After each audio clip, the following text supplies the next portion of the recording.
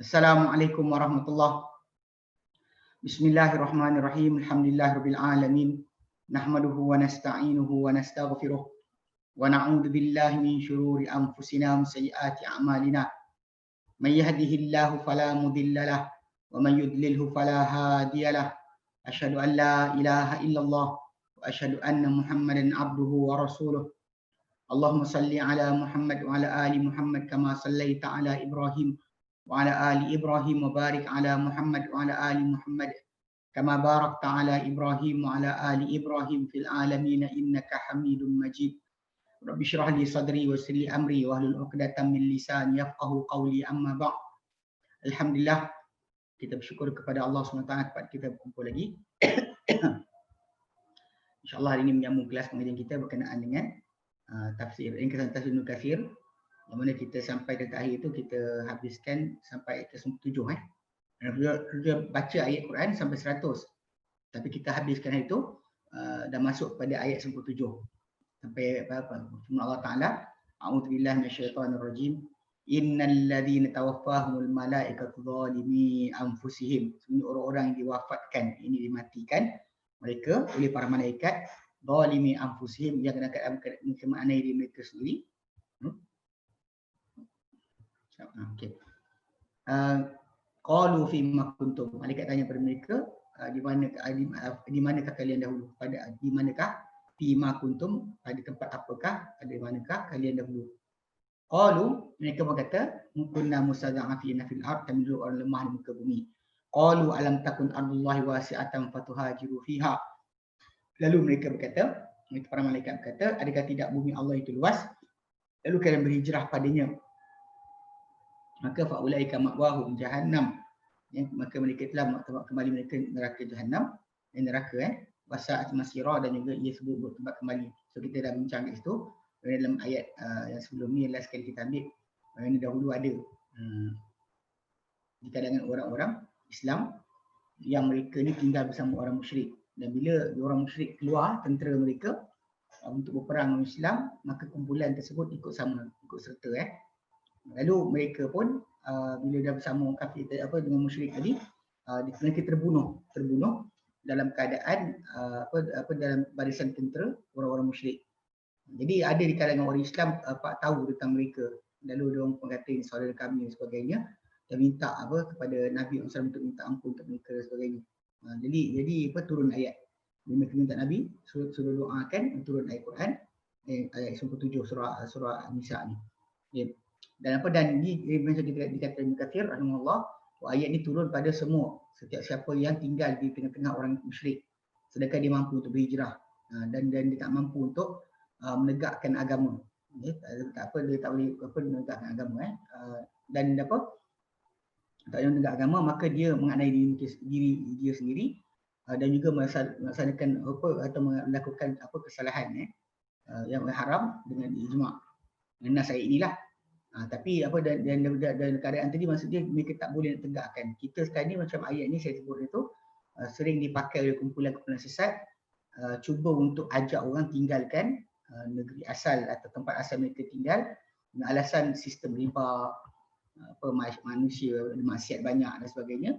Maka mereka pun konon nak lari tempat tak ada, negara kononnya yang ikut perintah Allah Taala, maka diorang pun buat pulau sendiri ke kampung sendiri, kampung baru. Ini berlaku banyak kali ni yang kita perhatikan, ajaran sesat semua sama macam ni, lari bina kampung sendiri. Sedangkan kita tahu bahawa di tengah-tengah masyarakat beriman yang ada masih iman, dan kita tak tersekat daripada beribadat, maka kita boleh lari. Bahkan wujudnya kita di tengah masyarakat tersebut adalah dakwah. Wujudnya kita dengan masyarakat tersebut adalah dakwah. Tapi bila kita tak boleh melaksanakan agama kita, itu betul masalah. Jadi kes ini kononnya nak beramal dengan dinar dirham, lari bina kampung. Banyak kan mereka ni pengikut teori konspirasi dan juga ikut orang-orang seperti Imran Hussein, Arkam ni macam tu juga. So kena jaga kat situ. Di ayat 97 tu jelas, bukan maksud macam tu, macam yang dipahami kerana mereka ni lah apa yang disebut mereka terpaksa keluar berperang dengan orang kafir untuk memerangi orang Islam. Maka Allah Ta'ala kata tempat kembali mereka adalah Jahannam. Dia sebut tempat kembali. Ini asas. Kalau dia kata dia kena cakap ke zaman sekarang, kena cakap ke untuk sokong orang kafir kerana dia duduk dalam negara kafir. Itu masalah lah. Di US tak boleh cakap apa yang betul, yang benar. Di Perancis ke sekarang ni apa besar-besaran dijalankan apa boikot terhadap barang Perancis. Dan sebab kerana apa diorang secara negara mempertahankan. Dia memang betul apa pencerca Rasul ni kena hukum faham sikit tajuk yang tentang apa umat Islam ni bunuh sendiri pencerca Nabi SAW tu macam tu saja adalah salah. Sebab dalam Islam kita tak boleh nak buat undang-undang dengan tangan sendiri. Macam orang berzina kita sebat, orang sekian kita bahkan orang yang kisos pun tak boleh buat sendiri. Tak boleh keluarga tu datang bunuh sendiri orang yang bunuh keluarga dia. Itu adalah salah. Sebab balik pada asal kita perlu kepada tajuk. Memang ada orang kata tapi macam mana dapat? Itu tajuk lain lah. Kita tak perlu kita bincang, mungkin kita gunakan apa diplomatik punya kuasa. Minta supaya orang terhukum di negara dia dan sebagainya. Tak kisah, yang penting tidak kita gunakan alasan tadi untuk mengambil undang-undang di tangan kita sendiri. Ini tajuk ni yang diperbahaskan bila para ulama kata tidak ada diajarkan, betul. Sebab para sahabat Nabi sendiri pun bila ada dengar tentang kisah apa orang cerca Nabi dan sebagainya. Cuma ada satu Ka'ab Ashraf yang ada sahabat pergi sendiri. Tapi yang lain-lain ni kita kata macam Umar bin Khattab anhu bahkan Ka'ab Ashraf tu ada Nabi arahkan dengan signal, dengan Nabi kata tak ada ke siapa yang nak sekian-sekian, Nabi kata begitu. Tapi macam kisah Umar bin Khattab depan Nabi SAW, banyak jadi kes berlaku orang munafik bercakap Umar nak tarik pedang tapi Nabi tak izinkan. Jadi maksudnya Umar hanya bergerak dengan izin Nabi. Tak ada siapa sayang Nabi lebih daripada sahabat sayang Nabi. Tapi bila kita lihat bila para sahabat Nabi SAW tunggu arahan Nabi baru nak bergerak, bukan kerana teragak-agak tapi kerana dia tahu hukum hakam. Ini tajuk dia. Memang kita tak boleh ambil undang-undang di tangan sendiri. Tajuk masalah orang yang jahat tu jahat, tapi kita tak boleh jadi macam mereka. Kita ada undang-undang, ada peraturan. Bukan kita kita kata hero, tak macam tu. Pasal benda ni ada peraturan dia. Tak boleh kita mudah-mudah sebab benda ni akan menjadi fitnah kepada umat Islam, kepada orang kafir untuk terus memandang Islam sebagai agama yang buat suka hati. Di Islam kita tak boleh. Baik. So jadi kita berhenti situ dan kita sambung hari insya-Allah. Baik. Kemudian kes 98 98 lah. 98. Wa qawluhu kata Ibnu Katsir, wa qawluhu illal mustad'afina minar rijal wan nisa'i wal wildan, kecuali golongan yang lemah dari kalangan laki-laki, wanita-wanita dan juga kanak-kanak. Wa hadza udhr min Allah, ini adalah uzur ataupun alasan penguzuran daripada Allah Taala sendiri. Lihaula'i fi tarkil hijrati, untuk golongan ini daripada dalam meninggalkan hijrah. Mana golongan yang lemah dengan lelaki, wanita dan juga anak yang tak mampu hijrah, tak apa. Okey. Wa zalika annahum la yaqdiruna 'ala at-takhallus min aydil musyrikin, dan itu adalah kerana mereka tak mampu untuk keluar daripada tangan atau genggaman orang-orang musyrik.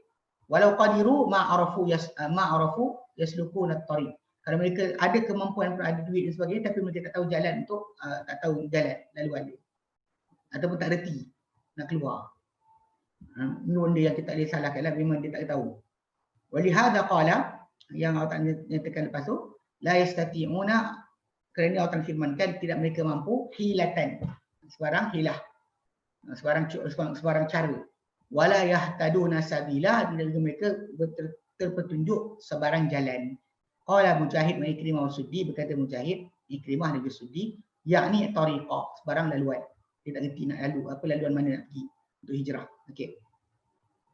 Maka qauluhu Allah firman lepas tu, faulaika asallahu an ya'fu anhum, maka mereka itu moga-moga Allah Taala mengampunkan terhadap mereka. Tapi dia kata dia maksud dia mengampunkan ayat tajawazu anhum bitarkihimul hijrah.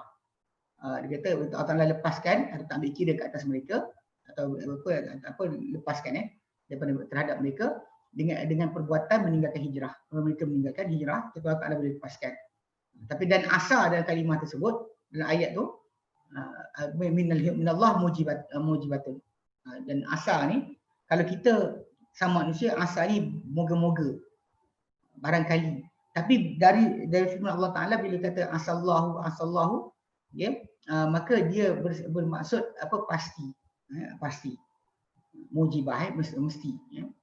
Wa kana Allahu ghafurur rahimah, dan adalah Allah Taala amat pengampun lagi amat pemaaf lagi amat pengampun. Okey. Rawal Bukhari, dari Imam Bukhari. An Abi Hurairah radhiyallahu anhu qala, beliau berkata, baina Rasulullah SAW, sedang mana Rasulullah SAW yusalli al-isya, solat isya. Idh qala, tiba-tiba baginda sallam berkata, sami Allahu liman hamidah, Allah Ta'ala siapa memujinya, dia bangkit daripada rukuk. Dengan rukuk, bangkit rukuk. Thumma qala qabla an yasjuda, Nabi berkata tengah-tengah sebelum baginda sujud, Allah manji Ayyash bin Abi Rabi'ah, Allah manji Salamah bin Hisham, Allah manji Walid bin Walid, Allah manji al-mustad'afina minal mu'minin. Ya Allah, selamatkanlah Ayyash bin Abi Rabi'ah. Ya Allah, selamatkanlah Salamah bin Hisham. Ya Allah, selamatkanlah Walid bin Walid, dan juga ya Allah, selamatkanlah orang lemah di kalangan orang beriman. Allah masydud wa ta'ataka ala mudar. Ya Allah, ketatkanlah tekanan kau ke atas mudar. Allah maj'alha alaihim sinin kasini Yusuf. Ya Allah, jadikan ia ke atas mereka, tekanan kau tu kata mereka seperti kemarau, sebagai kemarau, seperti kemarau Yusuf, panjangan 7 tahun. Panjangan sama 7 tahun. Mana memang sengsara lah. So, Nabi doa kat sini doa kat sini. Dan hadis ni riwayat Bukhari tapi kat bawah tu disebut.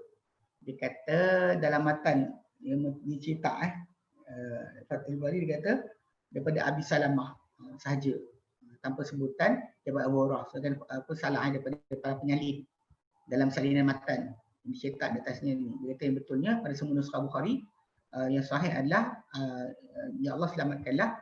Itu tu datang doa tu daripada apa kisah ni datang dari Abu Hurairah anhu. Dan dia kata Abu Salamah bin Abdul Rahman, dia adalah tabi'in yang riwayatkan daripada Abu Hurairah. Okay, dan kemudian disebut Ibnu Katsir hadis Ibnu Abbas pada bahawa dia dan anak dia dalam mustad'afin. Dari Bukhari, dari riwayat daripada Abdul Razak bin Hammam dan juga Bukhari, dan dalam tafsir ayat 75-76 ada sebut tentang orang lemah tu, yang dulu disebut Ibnu Abbas kata dia dan mak dia adalah di kalangan mustad'afin.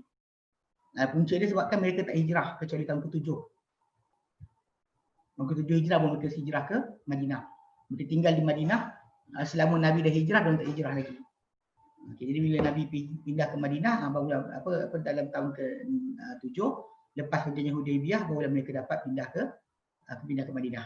Ini yang kisah yang berlaku. Baik. Allah Ta'ala firmankan ayat 99 wa may yuhajir fi sabilillah yajid fil ardi muraghaman katsiran wasa'ah. Dan barang siapa berhijrah di jalan Allah, dia akan dapati di bumi ini muraghaman, tempat-tempat tujuan, tempat-tempat keselamatan, katsiran yang banyak, wasa'ah dan keluasan rezeki. Okey, hadza tahridun 'alal hijrati. Ini ayat ini adalah galakan kepada hijrah. Wa targhibun fi mufaraqatil musyrikin, dan gesaan dalam menjauhi atau menyisihi orang musyrik. Okay, ini balik pada asal pada kita sebut tadi, bila tak boleh dia melaksanakan ajaran Islam. Kalau selagi dia boleh, maka keluar daripada keluarga tu adalah tidak tepatlah. Kita ada banyak sejarah kan, macam apa kisah-kisah terbaru pun ada. Saya ingat apa Ustaz Ridwan Rajendra, dia punya bapa masuk Islam, alhamdulillah akhirnya kan. Mak dia tak sampai, tapi bapa dia sampai masuk Islam. Lain macam apa Firdaus Wong, dan mak dia masuk Islam. Ustaz Usni ada adik-beradik dia masuk Islam. Dia tak tinggalkan. Bila dia tak tinggalkan, maka hubungan keluarga tu masih ada. Peluang dakwah tu masih kuat. Dengan syarat dia tak ada halangan. Kalau ada halangan daripada melaksanakan Islam dan sebagainya, maka timbullah tajuk masalah hijrah ni. Pindah tempat, pindah rumah, bahkan pindah negara kerana kita nak menyelamatkan agama. Macam jadi Ashabul Kahfi, dilari untuk menyelamatkan agama. Sebab mereka dipaksa untuk kufur. Jadi basically kalau dia kata benda tu berlaku, memang digalakkan untuk orang tu berhijrah. Tapi kalau dia kata masih boleh hidup melaksanakan agama kan, seperti yang dikehendaki Allah Ta'ala, maka tak perlu. Ini kena faham-faham sikit, pasal banyak orang yang saya katalah ayat ni dipakai dan ayat sebelumnya, dan ayat ni dipakai oleh kumpulan sesat untuk ajak orang pindah buka kampung baru. Ini jaga sikit. Banyak orang tak membaca Quran dengan betul. Lalu mereka terjemahkan Quran ikut suka hati mereka tanpa ikut kaedah usul tafsir yang tepat, yang benar, maka akhirnya mereka menyelewengkan orang ramai. Al-Quran ni dah dia boleh dipakai kalau dia kata tak kita ikut manhaj salaf, semua orang akan bincang ikut cara masing-masing. So itu kenapa dalam konteks ni hadis Nabi SAW apa memang kita jaga sanad kata-kata tu dari siapa kena jaga. Sebab kita tahu bahawa Al-Quran ni terpelihara secara bacaan dan juga masalah penjelasan atau makna. Okey. Digalakkan untuk meninggalkan menjauhi orang musyrik, menyisihkan diri pada orang musyrik. Wa anal mu'minina haitsu ma dhahaba wajada anhum manduhatan wa malja'an yatahassanu fihi. Dia kata dan bahawa seorang beriman ni di mana saja dia pergi, dia pasti akan dapati dia akan dapati daripada orang-orang kafir tadi, orang musyrik tadi, manduhatan dia sebut di sini yang luas, keluasan atau tempat yang jauh. Bumi yang luas lagi jauh yang luas. Pemaljaan dan tempat selamat. Ya tahassanu fihi untuk dia berkubu padanya. Dia boleh lari. Ada tempat dia akan selamatkan Allah Taala. Pertama kena janji Allah Taala percayalah.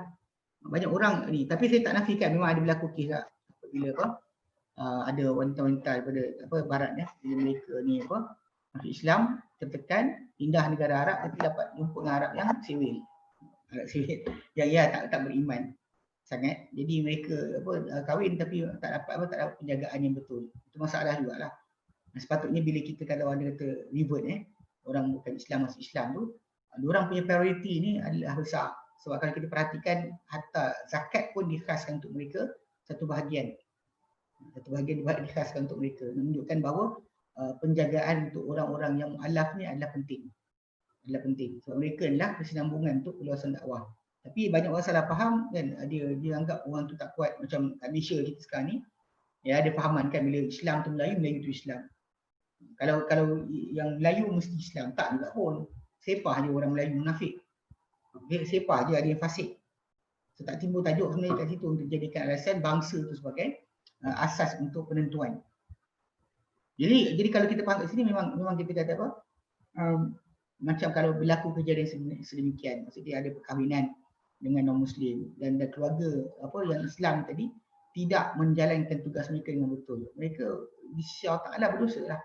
So mereka patutnya pastikan orang yang mereka bawa, yang keluarga mereka dah masuk sebagai keluarga mereka, supaya mendapat akan perhatian yang betul dalam masalah ajaran agama dan sebagainya.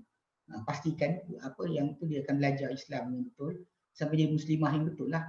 Bukan jadi macam kes macam kita fahami sebahagian lari lah, tak nak, keluarga tak nak dan tertolak, kemudian tak ajar agama dan sebagainya, kemudian persoalkan penggunaan akidah yang ada pada menantu ni. Ini kena jaga sikit. Ini adalah sangat salah. Keluarga muslimah, keluarga Islam dapat menantu yang revert tapi tak buat kerja. Mereka kadang buat kerja macam ada juga kan negara keluarga yang Muslim ni, yang Melayu Muslim ni tak pernah ikut Islam betul. Ikut seronok dia je, apa dia suka dia buat. Itu jadi masalah. Kadang-kadang perkara ni kita perhatikan pada masyarakat kita sangat jelas. Dia kata Islam Melayu ni, Melayu buat apa pun tak apa. Mana hatta tak solat pun masih lagi Islam. Masih lagi Islam yang diterima. Hatta apa keadaan sekali pun masih lagi, asalkan dia lahir Muslim. Ini kelakar lah. Jadi macam kes yang masalah keluasan janji Allah Ta'ala itu pasti. Cuma kita nafikan betul. Berlaku kadang-kala perpindahan daripada negara yang bukan Islam kepada Islam tadi, sampai negara Islam kadang tak dapat keraian yang betul. Tak diraikan dengan baik oleh Muslim yang jahil. Dia tak boleh nak ajar. Dia tak boleh nak tunjuk tauladan yang baik kepada revert yang masuk Islam ni. Dia tak tunjukkan langsung. Ini sangat bahaya ni. Ikut kepada pada asas yang kita faham, macam Allah Ta'ala janjikan untuk mereka keluasan dan juga keelokan, tapi kita tak membantu pun sebut. Sebab agama ni dibantu dengan kita.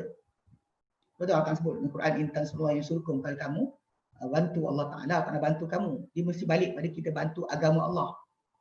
Apa yang Allah Ta'ala suruh kita bantu dan sokong. Ini tidak yang kita penting diri sendiri, sibuk dengan kebangsaan kita. Lupakan berkenaan dengan Islam sebagai agama yang rasmi. Baik. Dia kata wa'an al-mu'minina dan apa dia kata apa wal maraghima muragham masdar muragham itu adalah masdar. Takul Arab raghama fulanun qaumahu maraghaman muraghamatan. Okey. Maksud dia apa tempat pindah. Perpindahan atau apa ataupun keluasan. Bahasa dalam bahasa Arab dia maraghaman tu macam mujahadah daripada fa'ala fa'ilu. Raghama yuraghimu muraghamatan macam mujahadatan, jahada yujahidu mujahadatan. So jadi apa dia ada masdar bagi fi'il tu. Berkata waqala Ibn Abbas, kata Ibn Abbas, muraghaman tu at-tahawul min ard ila ard, pindahan daripada bumi ke bumi. Tempat untuk pindah dari bumi ke bumi lah, tempat pindah. Okey. Qala Mujahid, kata Mujahid, mutazahzihan amma yukrahu, tersisih atau teralih daripada apa yang dia tak suka. Wa zahir, dan zahirnya wallahu a'lam, Ibn Katsir kata annal muraghama wa muraghama adalah wa tamannu alladhi yutahassan bihi, di tempat perlindungan yang seorang tu berkubu padanya. Tamannu tempat halangan sekatan yang seorang tu boleh berkubu padanya. Wa yuraghamu bihi al-a'da, dan digagalkan dengannya akan musuh. Jadi musuh tak dapat nak kacau kita sebab kita dah berada bawah jagaan, macam berlaku ketika umat Islam pindah ke Habsyah. Wa qawluhu ta'ala firman lepas tu wasa'ah, dan dia akan dapati keluasan, yakni rizq, itu rezeki. Qalahu ghairu wahid, dikatakan oleh bukan seorang saja, boleh kata ramai di kalangan para sahabat dan tabi'in kata sa'ah itu keluasan tu maksudnya rezeki. Okey. Orang sebut lepas tu wa may yakhruj min baitihi muhajiran ila Allah. Dan barang siapa yang keluar dari rumahnya berhijrah dalam keadaan berhijrah kepada Allah wa rasulihi, dan juga rasulnya.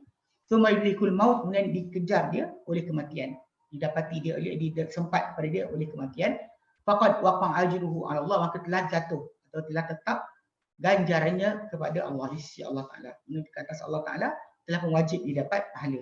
Ai wa man kharaja min manzihi bi niyatil hijrati, itu barang siapa yang keluar dari rumahnya dengan niat hijrah, niat perpindahan, kama ta fi asna'i tariq, dia mati dalam perjalanan, di tengah-tengah perjalanan, faqad hasala lahu indallah thawaba man hajara, maka itu telah terhasil untuk dia di sisi Allah Taala pahala sesiapa yang telah pun berhijrah walaupun tak buat lagi. Ini yang kita kata antara dalil ataupun hujah, bahkan tajuk ayat sebelum ni yang berkenaan dengan orang yang tak keluar kan, yang tak dapat keluar berhijrah, berjihad, tapi dapat pahala macam orang berjihad juga. Sebab kan Nabi kata di semua di Madinah itu ada orang-orang yang tidak kalian masuk sebagai sampai kepada sebab rentas dalam satu perjalanan, rentas satu lembah, kecuali mereka bersama kalian dari segi pahala, menghalang mereka daripada keluar ni kefakiran. Ayat itu kita ambil.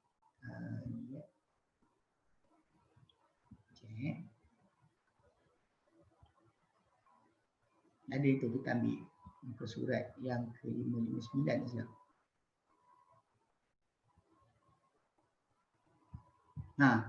Hadis Abu Dawud tu. Abu Dawud ke? Bukhari sama. Hadis Bukhari. Yang Nabi kata apa? Nabi kata inna bil madinati, di Madinah tu aqwaman, ada kaum yang masir masirin, tidak kalian berjalan satu perjalanan, wala qata'tu min wadin, tidak kalian rentas sebarang lembah, ila wa hum ma'akum fihi. Okey, mereka bersama kalian padanya. Qalu wa hum bil Madinah, para sahabat kata dan mereka di Madinah, itu ya Rasulullah, qala na'am habasahumul udhr, disekat mereka oleh keuzuran. So jadi kadang-kadang mereka ni dah niat nak keluar berjihad. Demikian macam kes yang terakhir ni, yang tajuk ni kita bincang adalah orang yang nak keluar untuk hijrah, tapi dia mati di perjalanan. Jadi dia kata memang dia matilah. Dia mati dalam perjalanan. Tapi terhasil dah untuk dia di sisi Allah Taala pahala orang yang telah berhijrah. Dapat pahala yang sama. Sebab balik pada asal memang ini yang Allah Taala janjikan. Kalau gagal pun pahala dapat.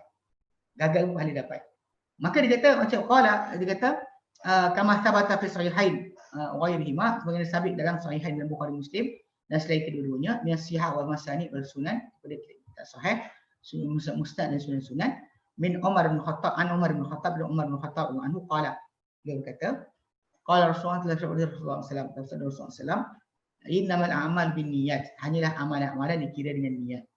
Amalan-amalan hanya dikira, diambil kira dengan niat. Buatlah apa saja tapi niat awak tu apa. Wa innamal likulli imri'in ma nawa, hanya setiap yang untuk setiap manusia tu apa dia niatkan. Tapi ini pada benda baik je. Tak ada benda jahat kita buat jadi. Ada orang jadi sewil kata saya punya niat baik walaupun ajar amal perbuatan saya jahat. Sekarang lah niat baik kan, ingatkan pada Nabi tapi buat benda amalan yang salah, buat bid'ah. Itu macam apa kes apa nak lahirkan apa orang sayang Rasul tapi pakai capal kat kepala. Dia capal tu kan tak ada pun sebarang rujukan yang sahih. Bahkan ada yang kata kaitkan apa capal Nabi tu sebab apa naik bersama Nabi dekat Mi'raj. Mi'raj berlaku sebelum hijrah. Slipper apa, kasut apa yang kekal sampai 12 tahun. Pelik kan? Jadi yang pelik yang berlaku dikatakan kerana apa? Musa punya kasut tinggal dekat luar kawasan Wadi Tua. Nabi punya sampai ke langit. Lepas tu tanya soalan dia berapa tahun? Awak pernah tengok ke? Ini karut dia. Sebab tu para sahabat Nabi tak pernah mengagung atau muliakan kasut atau capal untuk pakai di kepala dan sebagainya. Yang peliknya orang kita ni suka sangat percaya. Tak percaya pasal dia jadi macam ni. Sampai sekarang macam jadi salib, tahu salib. Orang Kristian pakai lambang salib, awak pakai lambang tu. Buat bagus. Islam bukannya lambang. Islam datang dengan amalan, bukan dengan lambang. Awak pakai saya Muslim dia masuk bar, buat apa tu? Tak kena, dia tak semua tajuk. Sekarang ni kan main boykot terus. Ini kita kata benda kena boykot juga. Selain kita boykot apa orang yang mencerca Nabi SAW punya negara atas dasar dia apa menyokong apa perbuatan apa orang yang kebebasan bersuara tu kononnya dia kata tak apa. Jadi kita kata benda ni masalah. Sebenarnya Perancis bukan kena boykot sekarang je. Dia sepatutnya dia boykot lama dah. Kalau kita nak menyampah dengan diorang, patut menyampah lama sebab diorang sampai sekarang dekat muzium Perancis tu ada beribu-ribu tengkorak kepala orang dari Algeria, negara-negara dijajah oleh Perancis. Siapa lawan, diorang ambil pancung kepala tu bawa balik dekat Perancis. Tunjukkan tentang kekuasaan diorang ada. Sampai sekarang tengkorak tu masih ada lagi simpan tau. Dekat muzium Perancis. Muzium di Perancis tu simpan, di bawah tanah tu disimpan lagi tengkorak-tengkorak yang banyak. Yang itu semua umat Islam kita punya tengkorak. Yang diorang buat ketika mana apa? Ketika mereka menjajah tu dia ambil dan simpan. Sampai sekarang ada. Jadi kalau kita nak faham macam kalau kita nampak Pol Pot tu apa orang ini jahat kan. Perancis jahat juga. Keseluruhan mereka jahat. Tapi orang kita boykot macam ni je. Sebenarnya ada bahasa lain lagi. Yang bahasa patut untuk kita jauhi mereka sampai mereka minta maaf ke, sampai mereka mereka pulangkan balik tanam secara ni. Mana jasad umat Islam masih lagi bahagian kepala tu disimpan dekat tengkorak tu dekat dalam muzium Perancis.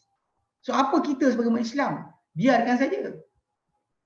Diamkan. Kita patut kalau kita kata macam gesaan untuk mereka pulangkan tengkorak tersebut dari tanam dengan cara Islam. So orang dah ambil buat kepala tu, jasad umat Islam tu, sebahagian dia dibawa masuk ke muzium Perancis tu. Sampai sekarang masih ada, tahu tak? Ini sangat bahaya. Umat Islam kita ni kadang sentimen, kadang-kadang dia tak tahu sebenarnya Perancis tu jahat. Kalau tak ada kisah Nabi pun, diorang jahat. Orang kafir ni jahat. Seriously. Yeah. Tak ada sejahat ni macam Mao Zedong kita kata kan. Dia komunis jahat. Banyak orang mati dibunuh dengan sebab dia. So, jadi kalau kita fahamkan sekarang memang kita kata perbuatan jahat, niat baik tak ada kaitan. Nak kena fahamkan sebab yang dibincangkan dalam hadis ni adalah benda baik yang orang tu patut buat sebagai ibadah tapi dia niatkan dengan yang lain. Maka Nabi kata innamal a'malu binniyat. Wa innamal likulli imri'in ma nawa, dan hanya sendiri untuk setiap orang, setiap individu tu apa dia niatkan. Faman kana hijratuhu ila Allah wa rasulihi, siapa yang hijrahnya kepada Allah dan Rasulnya. Fa hijratuhu ila Allah wa rasulihi, maka hijrahnya kepada Allah dan Rasulnya. Man kana hijratuhu lidunya yusibuha, dan siapa yang hijrahnya adalah kerana dunia yang untuk dia perolehkan atau dia dapati. Amra'atin yang tazawajuha, atau kerana wanita yang dia akan kahwini. Dunia perniagaan, kekayaan, kan, ekonomi dan sebagainya, atau wanita yang dikahwini. Fa hijratuhu ila ma hajara ilaihi, maka hijrahnya kepada apa dia hijrah kepadanya. Bukan kepada Allah dan Rasulnya. terbalik berdasar. Jadi memang jelas pahala tu pasti dapat. Ini antara dalil yang kita sebutkan.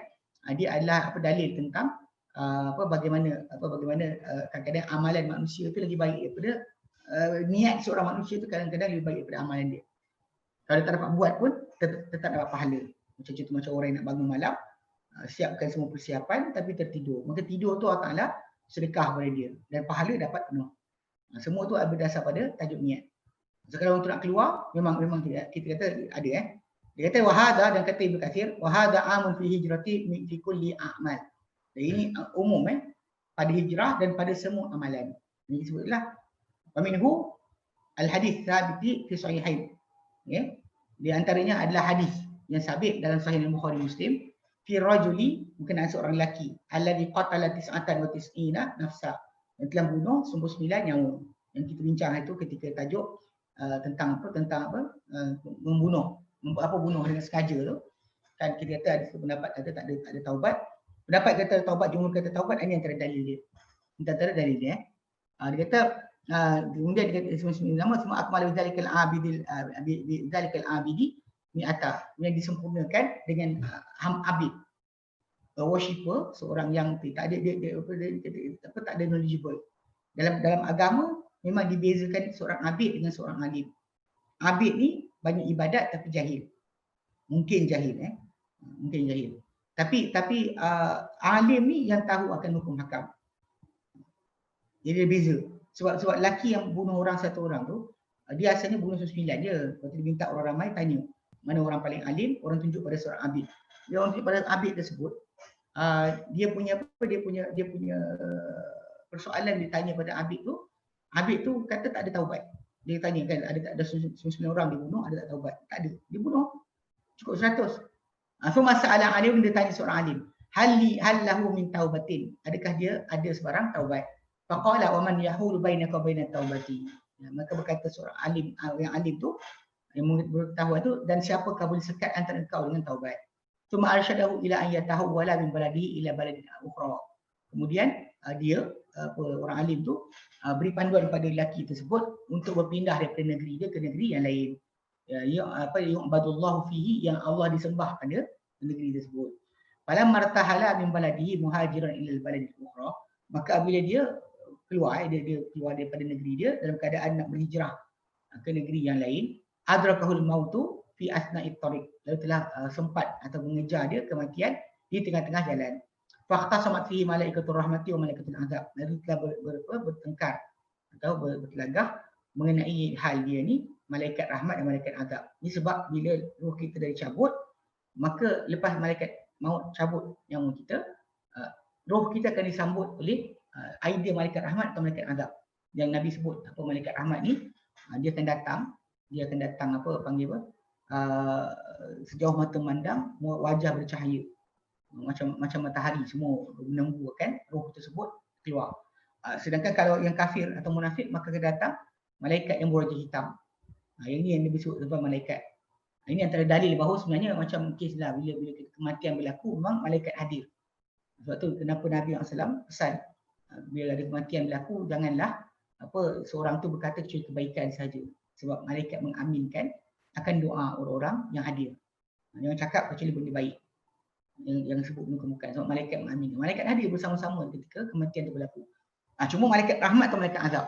Cuma pada lelaki, yang kisah lelaki yang bunuh satu orang ni, malaikat confused. Sebab nak buat macam ni. Ini betul, malaikat tidak penat beribadat. Tak ada selawat yang boleh jadikan malaikat letih untuk menyalin dan sebagainya. Tak ada ucapan kita yang malaikat akan letih. Cuma tak tahu nilai, yes, betul. Macam kisah di mana bila seorang kata Allahumma rabbana lakal hamdu, ya Allah, rabbana lakal hamdu kama yanbaghi li jalali wajhika wa azim sultanika. Wahai Tuhan, milik engkau pujian semula layak dengan keagungan wajah engkau dan kebesaran akan kerajaan engkau. Mana malaikat tak tahu nak tulis macam mana. Nak tulis satu pujian ke nak tulis banyak mana. Pasal pujian tu macam tu, lafaz dia.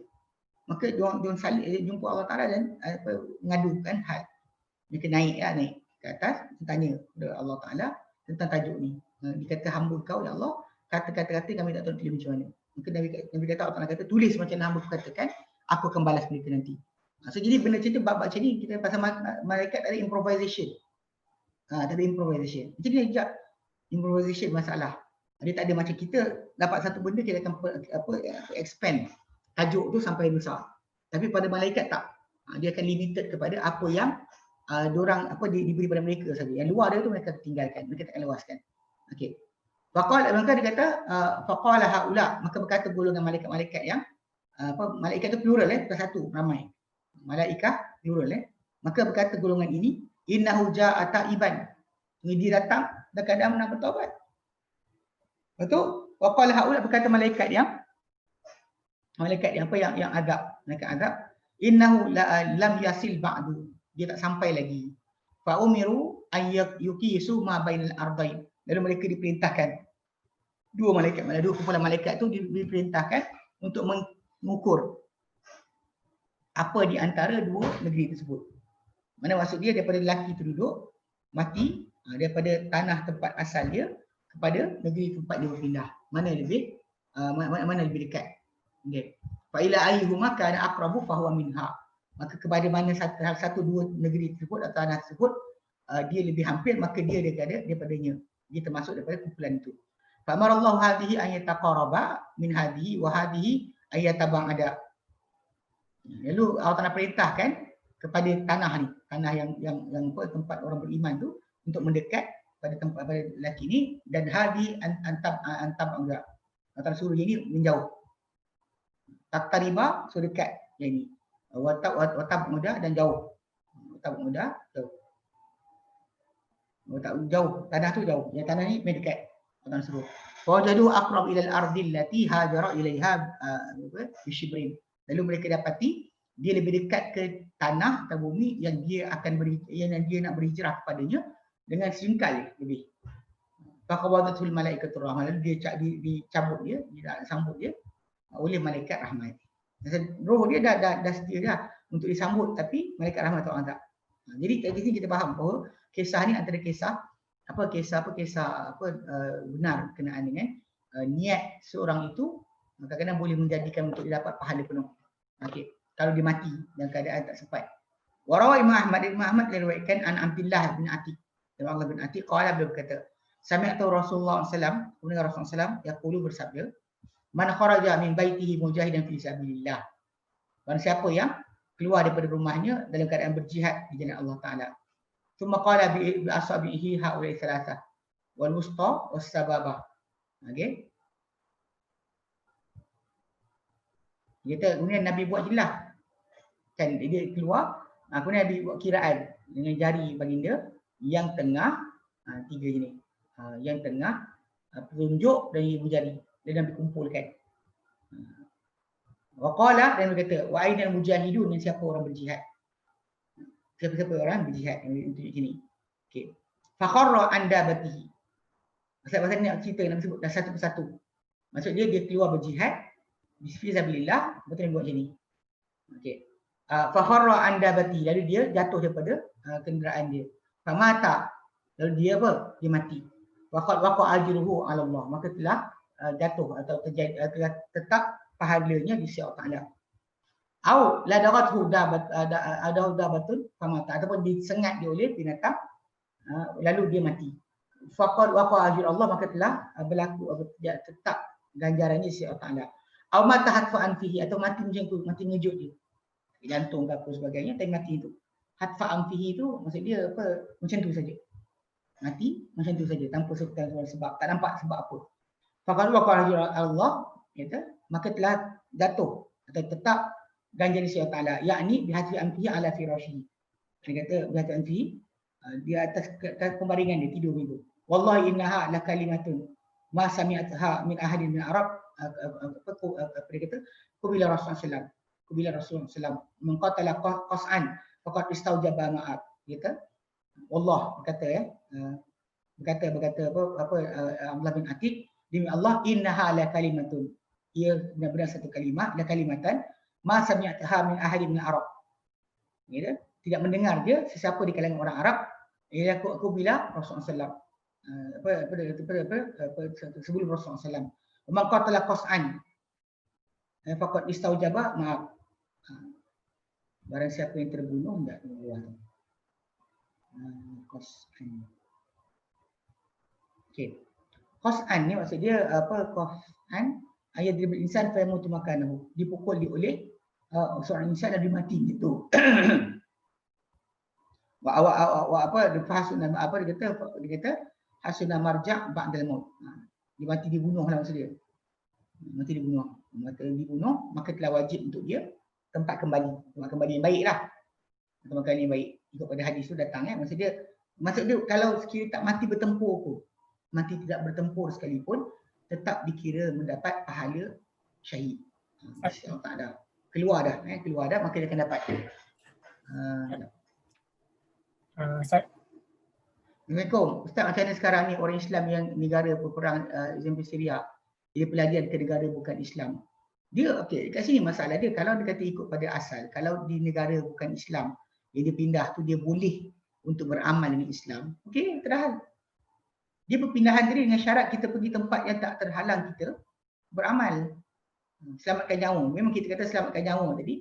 Kalau kita masuk dalam kuil sekalipun nak kena benda, masuk kuil tak salah. Tadi kita tengok dia boleh masuk kuil, boleh masuk biar mati. Tak kena macam tu. Kita dekat situ ada rukhsah, tak salah pun kita masuk pasal bumi Allah Taala semua sekali. Walaupun kuil sekalipun bumi Allah. Cuma bukan rumah Allah, bumi Allah. Lepas tu kita solat di mana sekalipun selagi tak ada najisah. Omar dahulu radhiyallahu anhu dia tak nak solat dalam gereja bukan sebab kenajisan.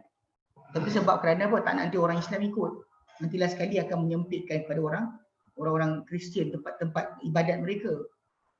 So jadi macam kata kalau macam dia lari kan, pelarian ke negara bukan Islam. Dia tajuk tadi lah, kalau dia kata dia boleh beramal Islam di negara tersebut, maka kena tak apalah. Tak apalah, okey. Tapi kalau dia tak boleh beramal di negara berkenaan, terpaksa cakap kata-kata kufur untuk hanya boleh ditinggal lah, maka tak boleh lah. Tak boleh. Pasal last sekali kita bimbang, kita masuk dalam ayat tadi. Sebab dia bila berkaitan dengan kehormatan Islam ataupun masalah peperangan dengan umat Islam dia turut serta. Ini benda yang tak boleh diterima lah.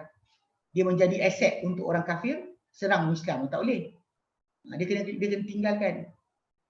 So dia macam-macam kadang dia kata apa? Ada keluasan dia tak apa. Kata ada keluasan kesempitan maka tak boleh. Itu asas dia.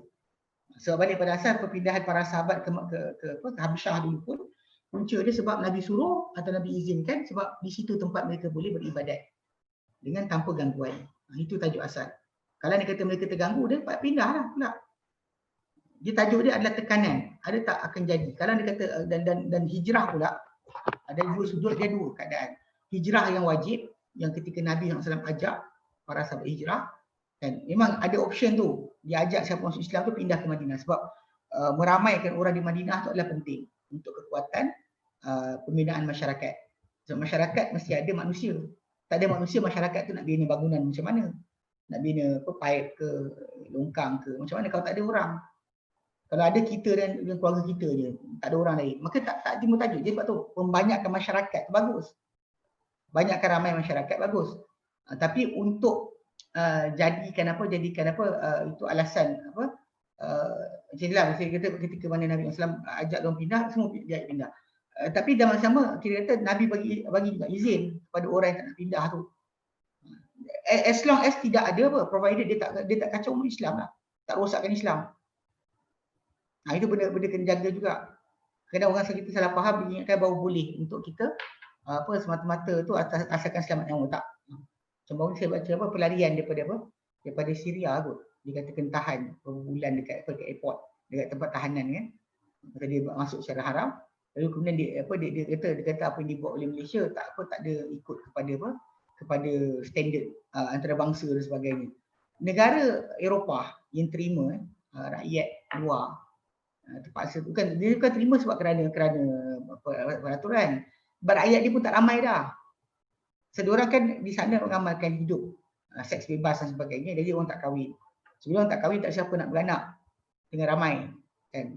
Kalau beranak pun kena tak sengaja. Tapi kalau nak kata kita faham tu, jumlah rakyat mereka sikit. So bila perpindahan orang luar di negara berkenaan, dialu-alukan lah. Mereka terpaksa ambil juga. Macam Britain kan. Macam Britain. So, bukan. Jadi kalau dikatakan orang Pakistan, orang India paling antara ramai kat sana. Orang tempatan tak ramai pun. Sebab tu kenapa kita lihat diorang kat sana tu memang jadi mula start jadi slogan anti Islam tu sebab nampak orang Islam jadi majoriti. Memang dalam puluhan tahun akan datang dah dijangkakan. Sebab kes orang Islam ni kahwin beranak pinak. Yang orang kafir, dia tak ada anak, tak nak anak. Hidup pun tak nak kahwin. Lepas tu tak nak anak dan sebagainya, pun tak ada quality life. So slowly dia akan jatuh. Jumlah kat Malaysia jadi macam tu. Saya ingat dulu satu peringkat pada akhir 80-an kan. Awal 80-an, akhir 70-an, ketika tu jumlah umat Islam ni dah macam merosot kepada 50% je. Yang kafir makin ramai. Tapi lepas tu bila naik mula negara kita ekonomi rancak dan sebagainya, tiba-tiba umat Islam ramai 65% lebih kurang. Sekarang yang kafir tinggal 35, 40% je. 40% sekarang ni. Jadi jumlah tu mengecil, menyusut sebab diorang ada ideologi untuk tak nak kahwin. Sebab dia kata nyusahkan. Dan dia kata tak ada quality life. Dia kata. Quality life maksud dia boleh melancong, boleh sekian. Macam saya tengok seorang doktor kafir dekat Damansara Utama. Damansara Bandar Utama. Jadi doktor tu waktu saya pergi kan, waktu tu mereka check up untuk benda insurans. Saya tak lepas pun, tak percaya. Tapi nak buat juga. Waktu duduk tu doktor tu tanya saya, dia kata adik-beradik apa? Saya 14. Dia terkejut, ramai dia kata. Dia kata sebut dah, sekarang tak boleh dia kata. Dulu mungkin boleh lah, sekarang tak boleh. Tak ada quality life. Dia quality life, kononnya macam kalau kita anak ramai, anak kita tak dapat kasih sayang yang cukup. Tak dapat kasih sayang yang cukup. Lalu anak kita akan jahat. Sedangkan banyak je orang yang anak satu anak jahat. Satu anak tapi anak jahat. Tak apa, quality life bersih lepak. Dapat macam-macam semua apa bagi, tapi last sekali spoil. Lagi teruk daripada orang yang ada anak ramai. Anak ramai anak dia okey. Jadi maksud dia tidak je spoil kan, tak berikan kemanjaan melampau sampai last sekali tak reti halal haram dan sebagainya. Tak ada pun. So basic benda ni kalau kita perhatikan balik tak kena. So macam kes macam sekarang ni macam yang dia perpindahan di Eropah. Memang diorang terima sebab diorang tak ada anak. Macam di Australia pun boleh masuk. So diorang pun pendatang. Tapi kita di Malaysia ni macam penerimaan, kita dah terima ramai dah. Dah terima ramai. Maksud dia daripada asal masyarakat Islam kita di Malaysia ni, kita dah ada. Yang China dan India yang ditinggalkan oleh Inggeris kita jadikan rakyat. So automatik dekat situ, dia jadi kes tak perlukan timbul tajuk dah. Nak kata Malaysia tak terima pendatang. Bahkan pendatang di negara kita, dia dah jadi menteri dan sebagainya. Dah pegang ekonomi, jadi menteri. Tak ada pernah pun kita gunakan kekerasan dan sebagainya. Islam tak pernah halau diorang.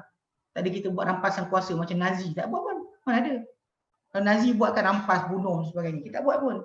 Umat Islam kita yang Melayu ni memang baik. Bangsa paling baik kat dunia sebenarnya. Orang luar boleh masuk, buka kedai dan dia biarkan, tak ada masalah. Kalau bangsa lain try buat, mana ada. Itu saya ingat abang ipar saya, dia cerita. Dia kata waktu dia buat master dekat UIA. Itu ada tengok tajuk lah pasal tajuk ni, tajuk masalah hak-hak Melayu sebagainya. Lepas tu ada orang cakap lebihan. Lepas tu dia bertegur, dia kata, orang Melayu paling baik, dia kata. Kalau kita kat Malaysia ni, kita perhatikan, bukalah kedai kat kampung Melayu, orang India ke, bukan Islam, kafir, orang Cina ke, bukan Islam, kafir, buka kedai di kampung Melayu, orang Melayu tak pernah boykot pun. Tak pernah buat halangan beli, tak ada. Sikit pun tidak. Layan baik je. Bahkan nak beli tanah, kenapa orang bagi? Nak ceritakan ni. Semula sewa tanah. Lepas tu tuan rumah tu tuan tanah tu hilang duit tak ada, dia tawarkan pinjaman. Lepas tu last sekali dia makan tanah tuan tu. Jadi kalau kita faham kat sini kan, kalau kita nak faham kat sini, orang Islam kita Melayu kita paling baik. Lepas tu tak boleh macam yang kepelarian Syria tu dia kata bahawa Malaysia tak layan dengan baik, pegawai tak beradab, dia kena jaga sikit. Sebab dia nak hak mudah. Tapi kita ada peraturan yang kita tak ada ni, kita tak sign sebut pun. Tak pernah sign. Tentang masalah pelarian tu kita tak tantangan. So tu tak boleh nak suruh kita terima secara bulat-bulat. Atau boleh bicara yang ada pada negara lah. Pada kerajaan. Bukan ni. Tapi kerajaan kita terima lah. Kita ada masalah kat situ. Dia bergantung pada masalah keputusan kerajaan. Okey. Kalau aku lihat jadi macam yang bukan Islam tadi, kalau dia nak pindah juga boleh dengan syarat tidak ada tekanan untuk mereka beramal. Jika ada, dia tak boleh. Tak boleh patut orang pindah pula tempat lain. Tinggal sementara sampai okey, kemudian pindah balik ke negeri yang Islam ramai supaya mereka boleh beramal. Tajuk ni untuk supaya mereka boleh beramal. Kalau balikan ayat mula-mula tu kan jadi tajuk. Sebab orang Islam ni terbunuh. Ini sambungan kepada tajuk yang sebelum ni kita bincangkan. Ayat 95-96 yang mana Allah Ta'ala sebut berkenaan masalah orang yang Islam ni jangan bunuh silap kan sebelum dia tu.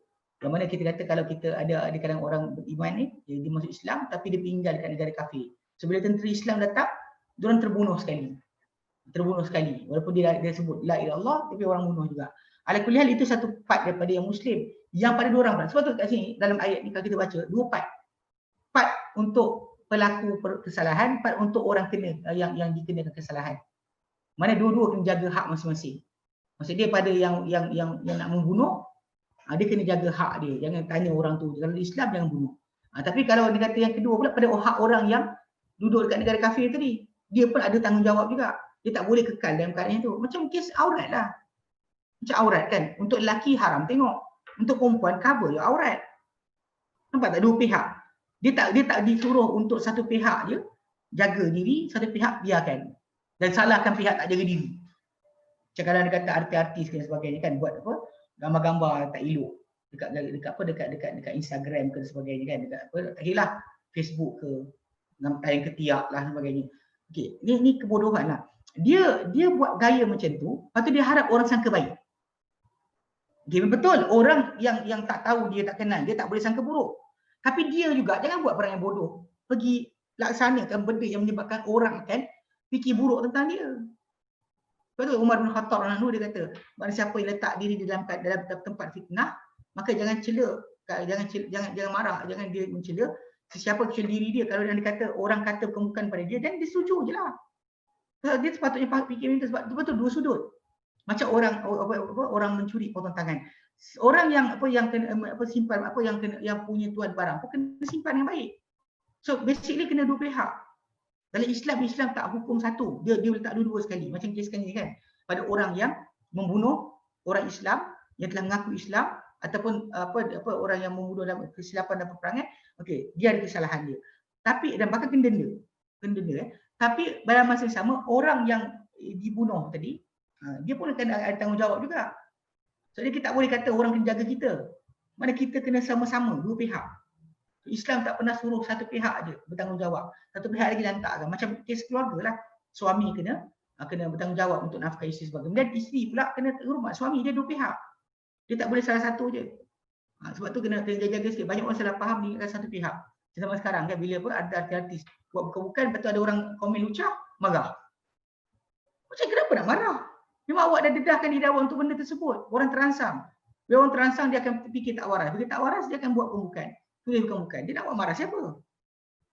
Ni kadang-kadang artis kadang-kadang tak bijak pun ada. Tak kata pandai.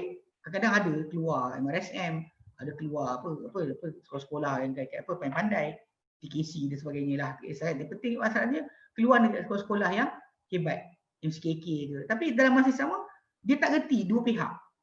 Tahu tak? Dua pihak. Maksudnya dari sini A, B. Mana Islam jaga dua-dua. Si pelaku perbuatan dan yang kena perbuatan. Dua-dua sekali dijaga. Bukan dua pihak, bukan satu pihak saja. Lepas tu macam larangan untuk berbunuh-bunuhan kan. Pembunuh yang dibunuh kan Nabi kata idzal taqal muslimani bisayfayhima. Bila bertemu dua orang Islam dengan dua pedang mereka. Fal qatilu wal maqtul finnar. Pembunuh dan yang dibunuh dua-dua dalam neraka.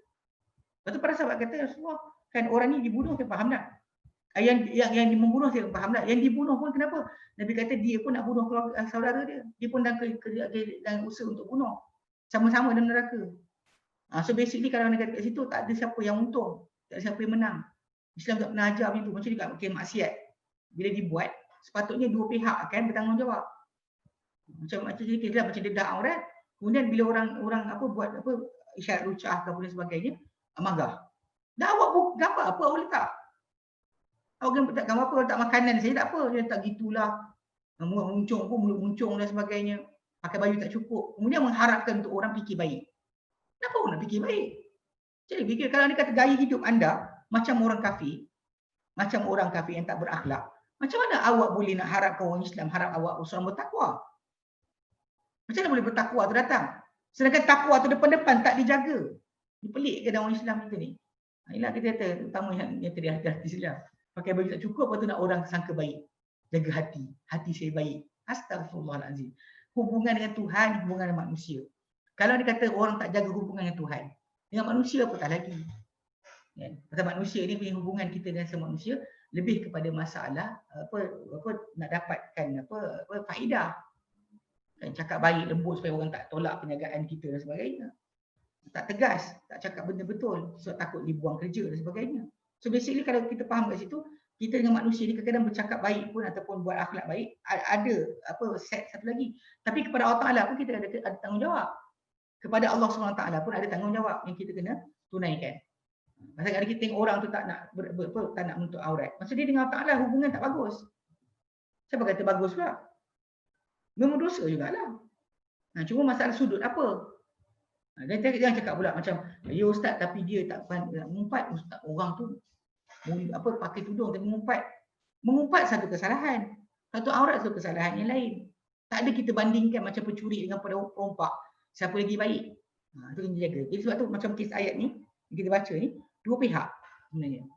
Mana pihak yang apa yang dibunuh dalam peperangan sedangkan dia Muslim, orang aku tapi dia mati dibunuh oleh tentera Islam. Dia orang tentera Islam bunuh dia pun salah. Dia pula pun ada tajuk ni. Tajuk 98 ni tajuk tentang diorang.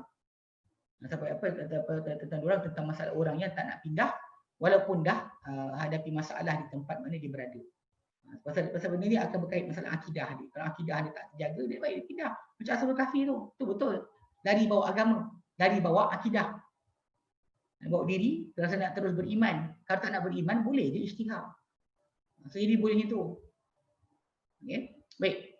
Dan dia kata itu, Murawah bin Abi Hatim dari Ibn Abi Hatim, Ani bin Abbas sallallahu alaihi wasallam, qala dia kata, kharaja Damratu ibnu Jundub ila Rasulillah.